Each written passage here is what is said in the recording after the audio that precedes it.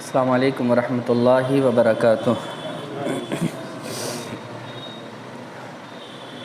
اعوذ باللہ من الشیطان الرجیم، بسم اللہ الرحمن الرحیم، نحمدہ ونصلی علی رسولہ الکریم، اما بعد فاعوذ باللہ من الشیطان الرجیم، بسم اللہ الرحمن الرحیم۔ قال اللہ تبارک و تعالی فی القرآن المجید والفرقان الحمید، واعتصموا بحبل اللہ جمیعا۔ صدق اللہ مولانا العظیم وبلغنا رسولہ النبی الامین المکین المتین الکریم، ونحن علی ذلک ما قال من الشاہدین والشاکرین والحمد للہ رب العالمین۔ بزرگوں، دوستوں، عزیز بچوں، بارگاہ رسالت مآب میں ایک مرتبہ درود پاک پڑھ لیجیے۔ اللہم صلی وسلم علی سیدنا محمد بارک وسلم صلاۃ و سلام علیک یا رسول اللہ، صلاۃ و سلام علیک یا حبیب اللہ صلی اللہ تعالی علیہ وسلم۔ حضرات، موجودہ جو مسلمانوں کے حالات ہیں اور موجودہ جو ملک کے حالات ہیں وہ ہم سب کے سامنے سورج کی طرح عیاں ہیں، صاف ہیں۔ آج آپ دیکھ لیجئے کہ وہ ملک جہاں سے اسلام کا دریا بہتا تھا، آج اس ملک کو پوری طرح سے تباہ کر دیا گیا۔ آج وہ سارے ممالک جو کبھی ہمارے اور آپ کے لیے نشاں ہوتے تھے، وہ کفر کے اور دشمنان اسلام کے بھیٹ چڑھ گئے، اور آج وہ ممالک بالکل ملبے میں تبدیل ہو چکے ہیں۔ ان میں ایک ملک فلسطین ہے، ایک ملک شام ہے، ایک ملک سیریا بھی ہے، ایک ملک عراق بھی ہے، ایک ملک ترکستان بھی ہے۔ یہ وہ ممالک ہیں جو کبھی ہمارے نشان ہوا کرتے تھے، مگر آج ان ممالک کو دیکھنے کے بعد یہ پتہ چلتا ہے کہ ہم ایک گزری ہوئی تاریخ بن کر رہ گئے۔ موجودہ دور میں جو ہماری حالت ہے وہ بالکل ایسی ہی ہے کہ ہمارا نام و نشان اس صفحہ ہستی سے مٹانے کی بھرپور کوشش جاری ہے، اور لوگ اس کوشش میں کامیاب بھی ہو رہے ہیں۔ سب سے بڑی بات تو یہ ہے کہ مسلمان آج کے اس موجودہ حالات میں کیا کرے۔ مرض تو سب کے سامنے آیا ہے، بیماری سب کے سامنے ظاہر ہو چکی ہے کہ مسلمانوں کے ساتھ ایسا جو کچھ ہو رہا ہے اس کی وجہ کیا ہے۔ اگر وجہ کو ہم گنانا شروع کریں تو اپنی انگلیوں پر ہم ایسے بھی گنا سکتے ہیں کہ سب سے بڑی وجہ ہمارا آپس میں اتحاد نہ ہونا۔ آج ہم کئی فرقوں میں، کئی مسلک میں، کئی مذہب میں ہم بڑھ چکے ہیں، ہمارا آپس میں کوئی اتحاد ہے ہی نہیں۔ ایک وجہ تو یہ بھی ہے، ایک وجہ یہ بھی ہے کہ تعلیم سے ہم کوسوں دور ہیں۔ تعلیم جسے بنیاد کہا گیا ہے اس سے ہم کوسوں دور ہو چکے ہیں۔ ایک اس کی وجہ یہ بھی ہے، ایک اس کی اہم وجہ یہ بھی ہے کہ ہم نے آپ صلی اللہ علیہ وسلم کی زندگی کو کبھی غور سے پڑھا نہیں، سمجھا نہیں، جانا نہیں، جس کے نتیجے میں آج حالات یہ ہیں کہ ہم مایوسی کے شکار ہیں۔ ایک وجہ اور بھی ہے، وہ وجہ یہ ہے کہ ہم نے اور آپ نے اب وہ امیدیں لگانی چھوڑ دی جو ہمارے بڑوں نے امیدیں لگائی تھیں۔ ہماری اور آپ کی اتنی سوچ ہے کہ بھئی ہم 2 روٹی کما لیں، ہمارا پیٹ بھر جائے اور ہمیں سونے کے لیے تھوڑی سی جگہ مل جائے، بس بات ختم ہو گئی۔ باقی کسی کے ساتھ کیا گزرتا ہے ہمیں اس سے کوئی فرق نہیں پڑتا۔ یہ بھی ایک بہت بڑی وجہ ہے۔ یہ کچھ وجوہات ہیں جن وجوہات کی بنیاد پر آج اس دنیا سے ہمارا اور آپ کا نشان دھیرے دھیرے مٹتا چلا جا رہا ہے۔ اس نشان کو باقی رکھنے کے لیے جن چیزوں کو کرنے کی ضرورت ہے، میں ان میں سے چند باتیں آپ تمامی حضرات کے سامنے عرض کرتا ہوں۔ دیکھیے بزرگوں اور دوستوں، ایک بات ذہن نشین کر لیں کہ اسلام کی تاریخ کو جب آپ پڑھیے گا تو آپ کو پتہ چلے گا کہ شروعات آن حضرت صلی اللہ علیہ وسلم سے ہوئی، اور آج دنیا کا کوئی ایسا کونا باقی نہیں ہے جہاں لا الہ الا اللہ محمد رسول اللہ صلی اللہ علیہ وسلم کہنے والا باقی نہیں ہے۔ ہر جگہ لوگ موجود ہیں۔ شروعات ایک حضرت صلی اللہ علیہ وسلم سے ہوئی، اور آج پوری دنیا کے ہر کونے میں حضور کے نام لیوا موجود ہیں، اس میں کوئی شک اور شبہ ذرہ برابر بھی نہیں ہے۔ لیکن ذرا سوچئے کہ حضرت صلی اللہ علیہ وسلم نے یہ کارنامہ کیسے انجام دیا، یہ کام حضور نے کیسے کر دیا؟ تنے تنہا حضور نبی کریم صلی اللہ علیہ وسلم نے اس مشن کو یہاں تک کیسے پہنچا دیا، یہ آپ کو کیسے پتہ چلے گا؟ اس کے لیے ضرورت ہے کہ حضرت اقدس صلی اللہ علیہ وسلم کی زندگی اور آپ کی سیرت کو جاننے کی ضرورت ہے کہ حضور نے یہ سارا کارنامہ کیسے انجام دے دیا، حضور نے یہ سارا کام کیسے کر کے دکھا دیا، یہ سمجھنے کی ضرورت ہے۔ دیکھیے، حالات اگر بدلنے ہیں تو مصطفیٰ کے راستے پر چلنا ہوگا۔ اگر آپ مصطفیٰ جان رحمت صلی اللہ علیہ وسلم کے راستے پر چلیں گے تو یقین مانیے حالات بدلنے ہی بدلنے ہیں، اس میں ذرہ برابر بھی کوئی کمی اور کجی کی گنجائش نہیں ہے۔ نبی کریم صلی اللہ علیہ وسلم کی مکی زندگی کو دیکھیے۔ مکہ، جب آپ صلی اللہ علیہ وسلم نے اعلان نبوت فرمایا 40 سال کی عمر میں، کوہ فاران پر کھڑے ہو کر، فاران کی چوٹی پر کھڑے ہو کر جب آپ نے اعلان فرمایا کہ لوگوں اگر میں تم سے کہوں کہ اس پہاڑی کے پیچھے ایک بڑا لشکر ہے جو تم پر حملہ کر کے تمہیں مٹانا چاہتا ہے، تو کیا تم میری اس بات پر تصدیق کرو گے؟ سب نے کہا ہاں محمد صلی اللہ علیہ وسلم، ہم نے آپ کو ہمیشہ سچا پایا ہے، امین پایا ہے، آپ اگر کہیں گے تو ہم مان لیں گے کہ ہمارے اوپر ایک لشکر ہے جو چڑھائی کرنے والا ہے۔ تو نبی کریم علیہ السلام نے فرمایا کہ نہیں، میں تمہیں اس سے بھی بڑی خبر دیتا ہوں، اور اس سے بڑی خبر یہ ہے کہ میں اللہ کا پیغمبر ہوں اور مجھے ایک کتاب دی گئی ہے جس کے ذریعے تمہیں اللہ رب العزت ہدایت دینا چاہتا ہے، کیا تم میری اس بات کو مانتے ہو؟ تو اس وقت سبوں کا جملہ بدل گیا، سبوں کا مزاج بدل گیا، اور سب کے سب حضور کو برا کہتے ہوئے اپنے اپنے گھر کو لوٹ گئے۔ زمانے نے دیکھا کہ پہلی مرتبہ حضور نے جب لوگوں کو راہ راست پر لانا چاہا تو سب نے برا کہا اور سب نے منہ موڑا اور سبھی لوگ اپنے اپنے گھروں کو چلے گئے۔ یہ دنیا جانتی ہے، اسلام کی تاریخ میں یہ بات اظہر من الشمس ہے۔ اس کے بعد کیا ہوا؟ نبی کریم صلی اللہ تعالی علیہ وسلم تھک کر بیٹھ گئے۔ حضور نے دوبارہ یہ کام نہیں کیا، حضور نے اور بھی طریقے اختیار کیے۔ حضور نے تبلیغ کا ایک طریقہ یہ بھی اختیار کیا کہ حضور نے جانور ذبح کیا، تمام سرداروں کے یہاں دعوت بھیجی حضرت علی کے ذریعے کہ جاؤ دعوت دو اور سب کو کہو کہ آئے دعوت میں۔ اہل عرب جب ان کو دعوت دی جاتی تھی تو وہ بغیر عذر کے دعوت سے انکار نہیں کرتے تھے، چلے آتے تھے وہ۔ اور اسلام میں بھی یہی بات ہے کہ اگر کہیں سے دعوت ملے تو جاؤ، اگر عذر ہے تو کوئی بات نہیں، لیکن بغیر عذر کے تم نہیں گئے تو پھر اللہ کے ہاں تمہارے لیے سزا ہے۔ تو آپ صلی اللہ علیہ وسلم نے دعوت بھیجی، لوگ آئے، کھانا کھایا۔ حضور نے کہا کہ کھانے کے بعد آپ لوگ بیٹھ جائیں، کچھ باتیں کرنی ہیں۔ لوگ سمجھ گئے کہ فاران کی چوٹی پر جو انہوں نے کہا تھا دوبارہ یہی بات کہیں گے۔ لوگ کھاتے گئے، ہاتھ دھوتے گئے، جاتے گئے۔ حضور نے دوبارہ دعوت دی، حضور نے تبارہ دعوت دی۔ تیسری بار میں ان لوگوں نے کہا کہ بار بار آتے ہیں، بار بار کھاتے ہیں، چلو سن تو لیں یہ کہنا کیا چاہتے ہیں۔ حضور نے اس وقت بھی یہ کھڑے ہو کر کے کہا کہ لوگو تم ہرگز مجھے اپنا دشمن نہ سمجھو، میں تو تمہارا دوست ہوں، میں تو اللہ کا پیغمبر ہوں، میں تمہیں جہنم کی آگ سے نجات دلوانے کے لیے آیا ہوں، میں تمہیں اللہ کے عذاب سے آگاہ کرنے کے لیے آیا ہوں۔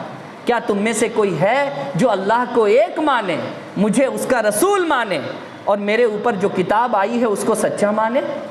سب کے سب خاموش تھے۔ حضرت علی کھڑے ہو گئے اور کہنے لگے کہ یا رسول اللہ صلی اللہ علیہ وسلم، کوئی آپ کو رسول مانے نہ مانے مگر علی آپ کو اپنا رسول مانتا ہے، علی آپ کو اللہ کا پیغمبر مانتا ہے، علی آپ کو اللہ کا برگزیدہ بندہ مانتا ہے، علی مانتا ہے کہ اللہ تبارک و تعالیٰ نے آپ کے اوپر ایک کتاب نازل کی ہے۔ یہ بھی تاریخ کے صفحات میں موجود ہے۔ نبی کریم صلی اللہ علیہ وسلم نے پھر ایک اور طریقہ اختیار کیا تبلیغ کا۔ وہ کیا طریقہ تھا؟ حضور ایک ایک کے گھر جاتے اور لوگوں کو نصیحت کرتے، لوگوں کو جوڑتے جب قریباً 100 کی تعداد پہنچ گئی، مکہ والوں کو خبر ہو گئی کہ دھیرے دھیرے حضرت صلی اللہ علیہ وسلم اس کام کو کر رہے ہیں، حضور کے جان کے دشمن بن گئے، ان کے بھی دشمن بن گئے جنہوں نے حضور کا کلمہ پڑھا، اور کیسی کیسی تکلیفیں ان کو دی ہیں۔ تاریخ کے صفحات پر یہ بات موجود ہے، آپ دیکھ سکتے ہیں کہ کتنی تکلیفیں دی گئی ہیں ابتدائی دور میں مسلمانوں کو، اور ہمارے پیغمبر کو کتنی تکلیف دی گئی ہے ابتدائی دور میں۔ یہ تو تاریخ کی کتابوں میں موجود ہے، آپ تاریخ اسلام پڑھیے، آپ کو پتہ چل جائے گا۔ لیکن کیا حضرت اقدس صلی اللہ علیہ وسلم اس کام سے باز آ گئے؟ نہیں، حضور انڈیویجولی انفرادی تبلیغ کرتے رہے۔ حالات ایسے مشکل ترین ہو گئے کہ مسلمانوں کو حبشہ ہجرت کرنا پڑا۔ حبشہ ہجرت کر گئے مسلمان، پھر حبشہ گئے، پھر اس کے بعد مدینہ لوگ گئے۔ حضرت اقدس صلی اللہ علیہ وسلم کو بھی اپنا گھر بار چھوڑنا پڑا، اور حضور بھی مدینہ گئے۔ لیکن جب مدینہ پہنچے حضور تو وہاں کا سارا نظام حضور نے بڑا مضبوط قائم کر دیا، میثاق مدینہ بنا دیا، مدینہ کے اندر لوگوں کو جوڑ دیا، لوگوں کے درمیان اتحاد پیدا کر دیا۔ ایک نیا قانون، بہتر قانون، جو انسانوں کے حق میں سب سے اچھا قانون تھا، اللہ کے رسول نے اس قانون کو نافذ کر دیا۔ مدینہ والوں نے مان لیا کہ یہ رسول سچے ہیں، ان کا لایا ہوا قانون ایسا ہے جس سے انسانیت میں فریکشن نہیں ہوتا ہے، بلکہ انسانیت ایک ہوتی ہے، انسان ایک ہوتا ہے۔ لوگوں نے مان لیا، اور جب لوگوں نے مان لیا تو دنیا نے یہ بھی دیکھا کہ جس مکہ سے حضور ہجرت کر کے مدینہ گئے تھے، ایک دن ایسا آیا کہ حضور مدینے سے لشکر لے کر مکہ کی طرف بڑھے ہیں، اور فاتح مکہ بن کر حضور پہنچے ہیں مکہ کے اندر۔ اور جب مکہ پہنچے ہیں، اللہ اکبر، حضور کا اخلاق اور کردار جس کو دیکھ کر ہر کسی نے مان لیا کہ آپ اللہ کے پیغمبر ہیں، ہر کسی نے مان لیا۔ ظاہر سی بات ہے کہ مضبوط لشکر ہے، ہتھیار بھی ہے، سب کچھ ہے، اگر چاہتے تو مکہ کے اندر قتل عام کروا دیتے حضور۔ لیکن حضور نے کیا کہا کہ نہیں، میں یہاں تمہاری جانوں کو لینے کے لیے نہیں آیا ہوں، بلکہ اللہ نے تو تمہیں اس لیے اس دنیا میں بھیجا ہے کہ مجھے سمجھو، مجھے جانو، مجھے پہچانو، اور مجھے اس لیے بھیجا ہے تاکہ میں تمہیں اپنی پہچان کراؤں، میں تمہیں بتاؤں کہ میں کون ہوں۔ اگر تم اس بات کو مان لیتے ہو کہ میں اللہ کا رسول ہوں تو تمہارے لیے یہاں بھی امان ہے اور تمہارے لیے وہاں بھی امان ہے، تمہارے لیے یہاں بھی چھٹکارا ہے، تمہارے لیے وہاں بھی چھٹکارا ہے۔ جو لوگ خانہ کعبہ کے اندر آ جائیں ان کے لیے امان ہے، جو لوگ ابو سفیان کے گھر میں چلے جائیں ان کے لیے امان ہے، جو ہتھیار ڈال دیں ان کے لیے امان ہے، جو یہاں سے چھوڑ کر کہیں اور چلے جائیں ان کے لیے بھی امان ہے۔ حضور نے ہر طرف یہ اعلان کر دیا۔ نتیجہ کیا ہوا؟ وہ لوگ جنہوں نے حضور کو ان کے گھر سے نکالا، حضور کے صحابیوں پر ظلم کے پہاڑ ڈھا دیے، ان لوگوں نے بھی ہتھیار ڈال دیے، بہت سارے لوگوں نے کلمہ پڑھا، بہت سارے لوگوں نے ایمان لایا۔ میں آپ کو ایک واقعہ سناتا ہوں۔ ابو جہل کا نام آپ لوگ جانتے ہوں گے۔ ابو جہل اپنے وقت کا فرعون ہے۔ جیسے حضرت موسیٰ کے زمانے میں فرعون سب سے بڑا دشمن تھا، ویسے ہی حضرت اقدس صلی اللہ علیہ وسلم کے زمانے کا اسلام کا سب سے بڑا دشمن ابو جہل ہے، سب سے بڑا دشمن۔ یہی وہ شخص ہے جس کی موت پر اللہ کے نبی نے 2 رکعت نماز شکرانہ ادا کی تھی۔ اس کی موت پر اللہ کے نبی نے 2 رکعت نماز شکرانہ ادا کی تھی، کیونکہ یہی وہ شخص تھا جس نے سب سے زیادہ اسلام کے خلاف فتنے بوئے تھے، سب سے زیادہ۔ ابو جہل کا بیٹا اکرمہ، پڑھیے آپ ان کے بارے میں، بہت بڑا دشمن یہ بھی۔ لیکن فتح مکہ کے دن اس نے قریباً تلوار باہر نکال لی تھی کہ ہم تو مسلمانوں سے جنگ کریں گے، لیکن ان کے سامنے حضرت خالد بن ولید کھڑے ہو گئے، اور پتہ تھا کہ خالد بن ولید ایک ایسے سپہ سالار ہیں جن سے جیت پانا ناممکن ہے۔ خالد بن ولید نے کہا کہ اکرمہ تم میرے دوست ہو، تم میرے ساتھی ہو، ہم نے تمہارے ساتھ کئی جنگیں لڑی ہیں، میں تمہیں اب بھی کہتا ہوں کہ ہاتھ سے تلوار چھوڑ دو، تم جنگ مت کرو، وگرنہ سب سے پہلے میں تمہاری طرف کھڑا ہوں گا۔ اور یاد رکھو کہ تمہارا حشر کیا ہوگا، تمہارا انجام کیا ہوگا۔ حضرت خالد بن ولید کی اس دھمکی کے بعد اکرمہ نے تلوار چھوڑی اور مکہ سے نکل گیا۔ اب وہ کہاں پہنچتا ہے؟ جدہ بندرگاہ پر پہنچ جاتا ہے۔ اللہ کے رسول کو خبر ہوئی کہ اکرمہ نکل گیا۔ اللہ کے رسول نے پیچھے سے ایک صحابی کو بھیجا، صحابی پہنچے۔ صحابی پہنچنے کے بعد اکرمہ سے ملاقات کی اور کہا کہ تم کیوں آ گئے یہاں؟ چلو واپس مکہ، یہاں کیوں بھاگ کر کے چلے آؤ؟ کہا کہاں بول رہے ہو مجھے آنے کے لیے؟ وہاں جہاں اللہ کے رسول صلی اللہ علیہ وسلم ہیں، جہاں میری گردن کاٹ دی جائے گی، جہاں میرے لیے امان نہیں ہے، جہاں میرے جان کی کوئی حفاظت نہیں ہوگی، تم وہاں جانے کے لیے کہہ رہے ہو؟ نہیں، میں نہیں جاؤں گا، وگرنہ میری گردن کاٹ دی جائے گی۔ تمہیں پتہ ہے کہ میرا باپ کتنا بڑا دشمن ہے محمد صلی اللہ علیہ وسلم کا، اور میں کتنا بڑا دشمن رہا ہوں محمد صلی اللہ علیہ وسلم کا۔ وہ صحابی اپنے بورے میں ہاتھ ڈالتے ہیں اور حضور کی پگڑی باہر نکالتے ہیں اور کہتے ہیں کہ دیکھو، حضرت محمد صلی اللہ تعالی علیہ وسلم نے مجھے یہ پگڑی دی اور کہا کہ اکرمہ کو دکھا کر کہہ دینا یہ پگڑی اس بات کی دلیل ہے کہ اگر اکرمہ لوٹ آئے تو اس کے لیے مکے میں امان ہے، لوٹ آئے تو مکے میں امان ہے اس کے لیے۔ جب یہ بات انہوں نے سنی وہ لوٹے اور حضرت صلی اللہ علیہ وسلم کے ہاتھ پر انہوں نے ایمان لایا۔ یہ دنیا جانتی ہے کہ آپ صلی اللہ علیہ وسلم کے اسی اخلاق کی بنیاد پر اسلام اتنی تیزی کے ساتھ پھیلا کہ ایک حضرت صلی اللہ علیہ وسلم سے آج دنیا کا کوئی ایسا کونا باقی نہیں ہے جہاں اللہ کا نام لیوا موجود نہ ہو۔ دنیا کے ہر خطے، ہر کونے میں اللہ کا نام لیوا موجود ہے، صرف اس لیے کہ اخلاق محمدی صلی اللہ علیہ وسلم کی کوئی مثال نہیں ہے، اس دنیا میں کوئی مثال نہیں ہے۔ ایک اور سب سے بڑا دشمن صفوان، بہت بڑا دشمن، ابو جہل کے ساتھ کام کرنے والا آدمی، اس نے باضابطہ ایک سپاری کلر کو حضور کی سپاری دی کہ جاؤ جا کر کے حضور کو مار دو، اور وہ باضابطہ خنجر لے کر کے نکلا۔ آپ صلی اللہ علیہ وسلم کے پاس جیسے ہی وہ آیا، حضور نبی کریم صلی اللہ علیہ وسلم نے پیچھے بیٹھا، حضور نے کہا اس کو آگے آنے دو۔ حضور نے اس کو آگے بلوایا، آگے بلانے کے بعد حضور نے اپنے سامنے بٹھا لا۔ حضور نے اخلاقاً کہا کہ اس کو پانی پلاؤ، دور سے آ رہا ہے، دیکھتے نہیں ہو یہ گھبرا بھی رہا ہے، دیکھتے نہیں ہو اس کے جسم کانپ بھی رہے ہیں، اس کو پانی کی ضرورت ہے، اس کو پانی پلاؤ۔ اس کو پانی پلایا گیا۔ پھر حضور نے کہا پیارے جس کام سے آئے ہو وہ کام کر لو، میں تمہارے سامنے موجود ہوں۔ اس نے خنجر نکالا اور سامنے رکھا اور کہا اے محمد صلی اللہ علیہ وسلم، میں تو آیا تھا کہ آپ کو مار ڈالوں، لیکن میرے اندر کا نفس، میرے اندر کا شیطان آپ کے قدموں میں آ کر خود مر گیا ہے، میں تو خود یہاں مر گیا۔ پھر وہ پلٹتا ہے اور صفوان کے پاس جیسے ہی پہنچتا ہے وہ لوگوں سے کہتا ہے کہ سنو، ان کی مدد کرو، یہ قریش والے ہیں، ان کی مدد کرو۔ اگر دنیا میں عزت چاہتے ہو تو ان کو عزت دو، اگر ان کو تم نے عزت دے دی تو رہتی دنیا تک تمہاری عزت ہوتی رہے گی۔ لوگوں نے کہا اس کو مارنے کے لیے بھیجا تھا، یہ تو واپس پلٹ کر ان کا قصیدہ پڑھ رہا ہے۔ لوگ دوڑے کہ اس کو مارا جائے۔ صفوان نے کہا خبردار، میں نے کہا تھا کہ اس کی جان کی امان ہے، اس کے گھر والوں کے جان کی امان ہے، اور ہم نے زبان دے دی ہے، کوئی اس کا بال بھی بانکا نہیں کر سکتا ہے۔ دنیا نے دیکھا ہے کہ حضرت اقدس صلی اللہ علیہ وسلم نے کس طریقے سے اپنے اخلاق کے ذریعے، اور مکی زندگی اس معاملے میں نمونہ عمل ہے کہ ہمیں اور آپ کو کس طریقے سے اسلام کو پھیلانا چاہیے۔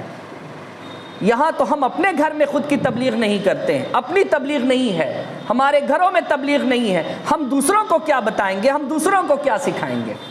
اخلاق کی ایک اور مثال آپ کو میں دیتا ہوں، یہ بڑی خوبصورت مثال ہے نبی کریم صلی اللہ علیہ وسلم کی زندگی سے۔ تو ایک بات ہو گئی، ایک تاریخی بات سن لیجئے۔ سلطان صلاح الدین ایوبی جنہوں نے بیت المقدس کو فتح کیا تھا، تاریخ میں ان کا اپنا ایک مقام ہے، ان کا اپنا ایک رتبہ ہے کہ صلیبیوں سے بیت المقدس کو انہوں نے آزاد کرایا۔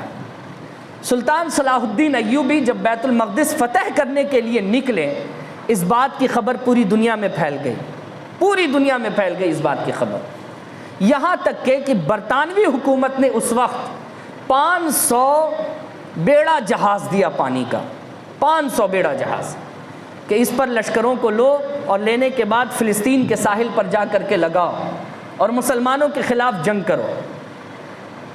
اور اس 500 بیڑے کا جو سپہ سالار تھا جو سپہ سالار تھا، اتفاق سے سفر میں، سفر کی صعوبتوں کی وجہ کر کہہ لیں، سفر کی دشواریوں کی وجہ کر وہ بیمار پڑ گیا۔ سلطان صلاح الدین ایوبی کو خبر ہوئی کہ بیڑا آ کر کے لگ چکا ہے اور وہ سپہ سالار شدید بیمار ہے، تنے تنہا، کسی کو کہے بغیر کوئی سپاہی لیے اکیلے چلے گئے اس کے خیمے میں، اکیلے چلے گئے، اور جانے کے بعد کہتے مجھے پتہ چلا ہے کہ تم کافی بیمار ہو گئے ہو، کیونکہ تم پردیس میں ہو اور ہمارے دیس میں ہو، تم پردیس میں ہو ہمارے دیس میں ہو، مجھے پتہ ہے کہ یہاں سب سے ماہر ڈاکٹر کون ہے، اگر تم اجازت دو تو میں وہ ڈاکٹر تمہارے علاج کے لیے، معالجہ کے لیے بھیج دوں۔ اب وہ آدمی ہکا بکا، وہ فوراً کہہ اٹھتا ہے کہ آپ سلطان صلاح الدین ایوبی ہیں نا؟ کہا ہاں میں تو سلطان صلاح الدین ہوں۔ کہا کہ یہ بات آپ مجھے بتائیے کہ یہ جو آپ کا رویہ ہے میرے ساتھ، آپ کو پتہ ہے کہ میں آپ کا دشمن ہوں، آپ کو پتہ ہے کہ میں آپ کا سر کچلنے آیا ہوں، آپ کو پتہ ہے کہ میں آپ کو آپ کے منصوبے سے ہٹانے آیا ہوں، اور آپ میرے ساتھ اس طریقے کا رویہ اختیار کر رہے ہیں۔ انہوں نے کہا کہ ہمارے پیغمبر نے ہمیں یہی سکھایا ہے، جنگ کے میدان میں تم میرے لیے دشمن ہو، ابھی کوئی جنگ کا میدان نہیں ہے، ابھی تو تمہارا خیمہ ہے اور ہم ہیں، ابھی تم میرے مہمان ہو، کل جب میدان میں آؤ گے تب تم میرے دشمن ہوگے۔ جیسے یہ بات اس نے سنی، برجستہ اس نے تمام لشکر کے بیچ میں کھڑے ہو کر کے کہا کہ میں تمہیں اس بات کے لیے کہہ دیتا ہوں کہ سلطان صلاح الدین ایوبی کو کوئی شکست نہیں دے سکتا، اور بیت المقدس کے فاتح یہ بنیں گے تو بنیں گے، اور دنیا نے دیکھا کہ بیت المقدس کے فاتح آپ بن گئے، سلطان صلاح الدین ایوبی۔ یہ وہ اخلاق ہے جس کی بنیاد پر اسلام یہاں تک اتنی تیزی کے ساتھ پھیلا۔ آج ہمارے اخلاق کا کیا مسئلہ ہے؟ ہم تو ایک دوسرے کو سلام نہیں کرتے ہیں، صرف اس لیے کہ اس کا کاسٹ اونچا ہے، میرا تھوڑا سا نیچا ہے، صرف اس لیے کہ اس کی تنخواہ 10,000 ہے، ہم 30,000 کماتے ہیں، صرف اس لیے کہ صاحب وہ فلانے سے تعلق رکھتا ہے، ہم فلانے سے تعلق رکھتے ہیں۔ یہ ہمارا اخلاق ہو چکا ہے، یہ ہمارا کردار ہو چکا ہے۔ ہمارا آپس میں سلام کا بہتر معاملہ نہیں ہے، دیگر معاملات کی بات تو آپ چھوڑ دیجئے۔ آپ اتنا گندا اخلاق لے کر کے فاتح بننا چاہتے ہیں؟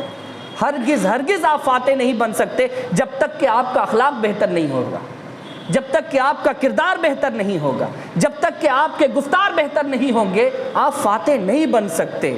اور یاد رکھیے، عراق، شام، فلسطین، ان تمام ممالک کی تباہی اس بات کی گواہی دے رہی ہے کہ اگر تم نہ سدھرے تو تمہاری بھی تباہی تمہارے سر پر کھڑی ہے۔ تمہیں کیا لگتا ہے کہ وہ برباد کر دیے گئے، تم بچ جاؤ گے؟ جب جب قومیں اللہ کے خلاف کھڑی ہوتی ہیں، اللہ رب العزت ان کا سر کچل دیتا ہے۔ آج ہمارا اور آپ کا معاملہ یہی ہے کہ ہم اللہ اور اس کے رسول کے احکام کے خلاف کھڑے ہیں، تو ہم بھی اس بات کے لیے تیار رہیں کہ ہمارا بھی سر کچلا جائے گا، ہمیں بھی پریشان کیا جائے گا، اور کیا جا رہا ہے۔ تو نبی کریم صلی اللہ علیہ وسلم کی یہ مکی زندگی ہمیں اور آپ کو بہت کچھ سکھاتی ہے کہ اگر اپنے اندر تبدیلی اور بدلاؤ لانی ہے تو دو چیزوں کا ہمارے پاس ہونا سب سے پہلے ضروری ہے۔ وہ سب سے پہلی چیز اخلاق، بہتر اخلاق کیجئے، بہتر اخلاق کیجئے۔ اپنی بیوی کے ساتھ بھی پیش آئیے تو اخلاق سے، ماں باپ کے ساتھ اخلاق سے پیش آئیے، بھائی بہن کے ساتھ اخلاق سے پیش آئیے، پڑوسیوں کے ساتھ اخلاق سے پیش آئیے۔ گھر سے شروعات کیجئے، انشاءاللہ باہر تک آپ کا اخلاق بہتر ہو جائے گا۔ یہ ایک چیز۔ اور دوسری چیز بزرگوں جو سب سے اہم ہے مکی زندگی میں، کہ حضرت صلی اللہ علیہ وسلم نے دعوت اور تبلیغ کا کام اپنے گھر سے شروع کیا۔ اس کام کو کیجئے۔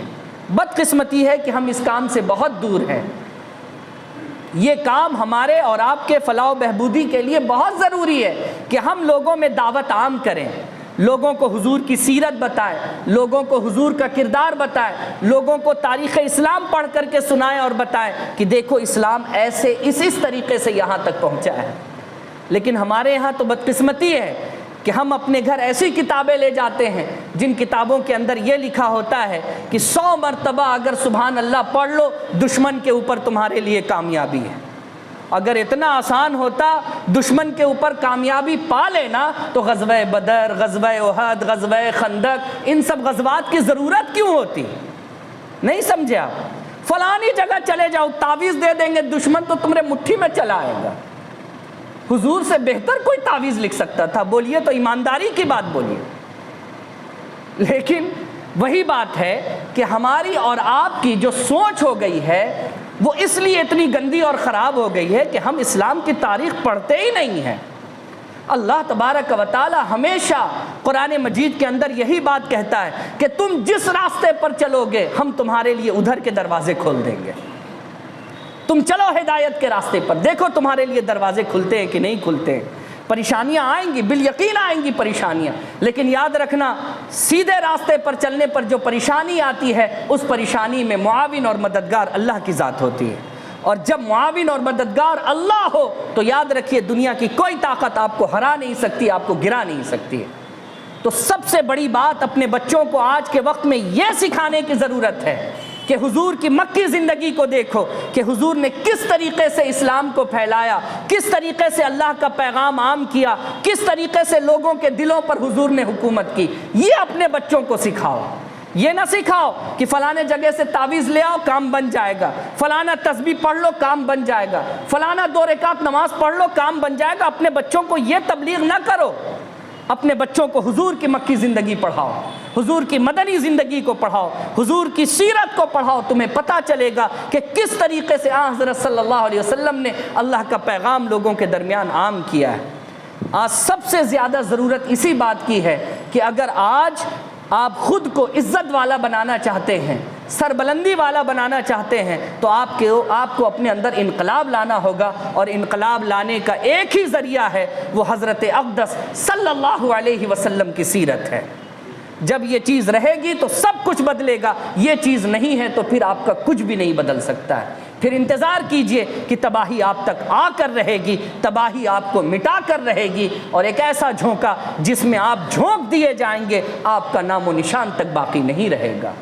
میرے بزرگوں، دوستو، اور ایک بات اور کہنا چاہتا ہوں، نا امیدی کفر ہے جو قرآن کے اندر ہے، لا تقنطوا من رحمت اللہ۔ نا امیدی کفر ہے، کبھی بھی انسان کو نا امید نہیں ہونا چاہیے کہ بھئی ہم تو اب گئے، اب ہمارا کچھ نہیں ہو سکتا، ہم اکیلے کیا کر سکتے ہیں، ہمارے پاس تو کچھ ہے ہی نہیں، ہم بتائیے تو پسٹل والے سے لڑ سکتے ہیں جبکہ ہمارے ہاتھ میں ایک ڈنڈا بھی نہیں ہے۔ نا امیدی، اسے ہی کہتے ہیں نا امیدی۔ یہ نا امیدی کفر ہے، اور ظاہر سی بات ہے جب اس طریقے کی تقریریں ہوتی ہیں تو لوگ کہتے ہیں بتائیے نا مولوی صاحب بھینس لوگوں کے سامنے بن بجا رہے ہیں، نعوذ باللہ، لوگ اس طریقے کی بات کہتے ہیں کہ بتائیے تو لوگ کیا کر سکتے ہیں، ہم لوگ کیا کر سکتے ہیں، 200 روپے ڈیلی کمانے والے ہم لوگ کیا کر سکتے ہیں اسلام کے لیے۔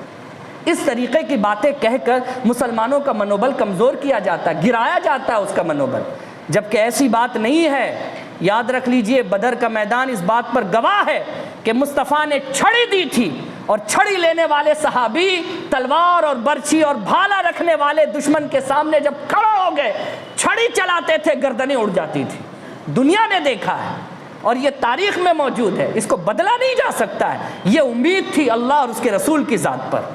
آپ جہاں ہو، جس جگہ پر ہو، اگر آپ کام کرنا چاہو گے تو آپ کے قدم کو کوئی روک نہیں سکتا ہے۔ آپ تھوڑے سے میں ہی سب کچھ کر سکتے ہو۔ اگر آپ کے اندر حضرت ابراہیم جیسا ایمان اور جذبہ ہے تو ہر آگ آپ کے لیے گلزار بن سکتی ہے، ہر آگ آپ کے لیے گلزار بن سکتی ہے، لیکن جذبے کی ضرورت ہے حضرت ابراہیم جیسا، وہ جذبہ ہونا چاہیے۔ اور دنیا جانتی ہے کہ 7ویں صدی ہجری میں تاتاریوں نے مسلمانوں کے ساتھ کیا کیا۔ مسلمانوں کے سروں کے کھوپڑیوں سے جو ہے وہ مینار بنا دیے گئے، لیکن اسی صدی کے آخر میں مسلمانوں نے تاتاریوں کے ساتھ کیا کیا دنیا یہ بھی جانتی ہے، کہ جن کے بارے میں تاتاریوں نے کبھی سوچا نہیں تھا کہ ہل چلانے والے، بھیڑ بکریاں چرانے والے لوگ اس طریقے سے ہمارے اوپر مسلط ہوں گے۔ آپ پڑھیے یہ سلجوقی کون تھے، آپ پڑھیے یہ عثمان، خلافت عثمانیہ قائم کرنے والے یہ کون لوگ ہیں۔ سیریلیں تو دیکھتے ہیں ارطغرل غازی اور عثمان غازی اور فلانا ڈھمکانا، آپ ان کی تاریخ جانیے یہ کون لوگ تھے۔ تاتاریوں نے ان لوگوں کو چھوڑ دیا کہ بھیڑ بکریاں چرانے والے ہمارا کیا کریں گے، لیکن وہی بھیڑ بکری چرانے والے لوگ قرآن کی اس آیت پر یقین رکھتے تھے کہ امید سے کبھی بھی انسان کو مڑنا نہیں ہے، اللہ کی ذات ہے تو امیدیں باقی ہیں۔ اور انہوں نے بھیڑ بکریاں چرانے والے ڈنڈوں سے جہاد کا آغاز کیا، اور یہاں تک کہ پوری دنیا میں انہوں نے حکومت کر کے دکھا دیا۔ یہ سلجوقی، یہ عثمانی جب آئے تو ساری دنیا نے مسلمانوں کا لوہا مانا ہے۔ تو لا تقنطوا من رحمت اللہ، جو جہاں پر ہے وہیں سے چاہے تو اسلام کے لیے سب کچھ کر سکتا ہے۔ اللہ تعالیٰ ہم سب لوگوں کے حالات پر رحم فرمائے، اور ہم لوگوں کو اللہ رب العزت اسلام کے پھیلانے کا جذبہ ہم لوگوں کو اللہ عطا فرمائے۔ میرے بھائی، خدا کے واسطے صرف بیانات کو سن کر آپ جو ہے خوش نہ ہو جایا کریں۔ آپ کی ذمہ داری ہے کہ جو بیانات آپ سنتے ہو دوسروں تک پہنچاؤ۔ آپ کی ذمہ داری ہے کہ دوسروں تک آپ اسلام کی تبلیغ کرو، دوسروں کو بتاؤ کہ اسلام کیا کہتا ہے۔ ہم سب کی ذمہ داری ہے۔ اللہ تبارک و تعالی ہم سب کو اپنی اپنی ذمہ داریوں کو ادا کرنے کی توفیق عطا کرے۔ آمین بجاہ سید المرسلین، وآخر دعوانا ان الحمد للہ رب العالمین۔